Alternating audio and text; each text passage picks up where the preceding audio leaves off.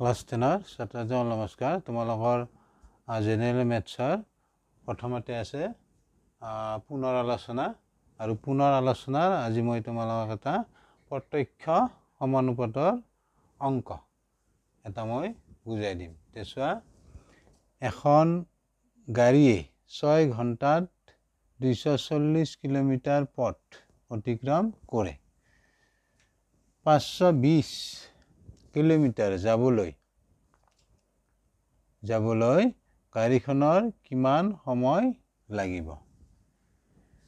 এছবা এটো প্ৰত্যক্ষ সমানুপাত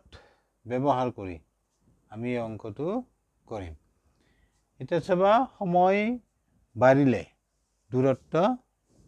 অতিক্ৰম কৰা দূৰত্ব বাঢ়িব আৰু সময় কমিলে অতিক্ৰম কৰা দূৰত্ব কমিব গতিকে ইয়াৰ আগতে তোমালোক মই বুজাই দিছো প্ৰত্যক্ষ সমানুপাতৰ ধাৰণাটো গতিকে আমাৰ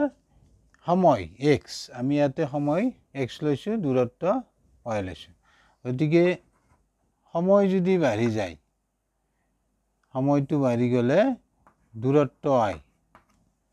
বাঢ়িব আৰু সময়টো কমিলে দূৰত্ব কমিব গতিকে এটা বাঢ়িলে আনটো বাঢ়ে গতিকে এনেকুৱা ক্ষেত্ৰত প্ৰত্যক্ষ সমানুপাত হ'ব তেতিয়া সোৱা 6 ঘণ্টাত 240 কিলোমিটাৰ সময় আমি x লৈছো গতিকে ইয়াত হ'ব x1 হ'ব 6 ঘণ্টা আৰু এটো y1 হ'ব 240 তাৰ পিছত আমি উলিয়াব লাগে প্ৰশ্নটো দিয়া আছে 520 কিলোমিটাৰ যাবলৈ গাড়ীখনৰ কিমান সময় লাগিব গতিকে আমাৰ x2 আমি ধৰি লৈছো ইয়াতে ধৰা হল 520 কিলোমিটাৰ যাবলৈ সময় লাগে x2 ঘণ্টা x2 ঘণ্টা আমি সময়টো লৈছো গতিকে কিমান সময় লাগিব 520 কিলোমিটাৰ যাবলৈ দূৰত্ব আমি y লৈছো গতিকে y টোৰ ভ্যালু হ'ব 520 কিলোমিটাৰ এতে সবা যেহেতু বেছি দূৰত্ব অতিক্ৰম কৰিবলৈ বেছি সময় লাগে গতিকে এই ক্ষেত্ৰত প্ৰত্যক্ষ সমানুপাত হ'ব এইখিনিলৈকে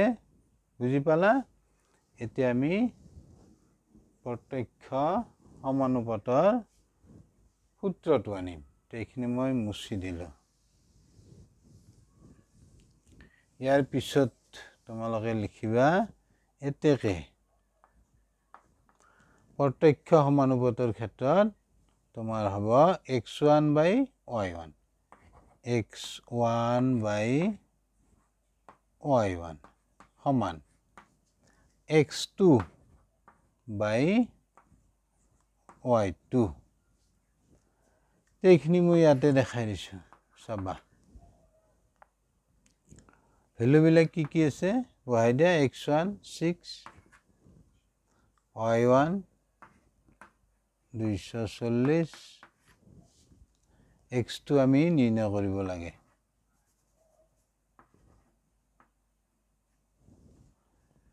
y2 আছে 520 তেনেকৈ পূৰণ কৰিবা এই x2 ৰ লগত 240 তাৰ পিছত 6 ৰ লগত 520 পূৰণ কৰা তে তোমাৰ 240 into x2 equal 6 into 520 এইখিনিৰ পৰা তুমি লিখিব পাৰিবা ওপৰত লিখি দিছো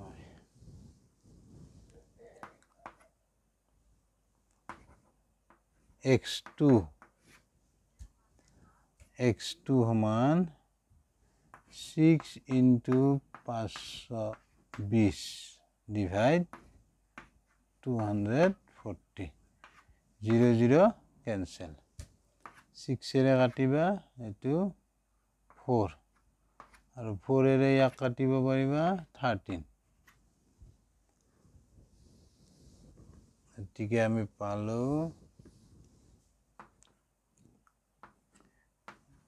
x2 13 তে আমি পাই গলো আমাৰ এনসাৰ হ'ব এটাকে তুমি লিখিব পাৰিবা 520 কিলোমিটার যাবলৈ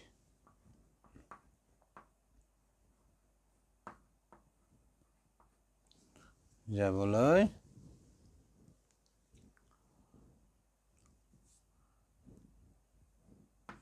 13 ঘণ্টা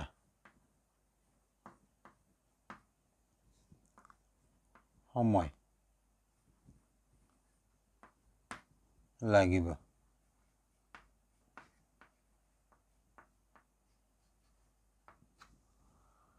ভালা বুজি 520 কিলোমিটার যাবলৈ 13 ঘণ্টা সময় লাগিব ইয়াতে শেষ বুজি পালানে নাই কমেন্টত জনাবা থ্যাংক ইউ বাই বাই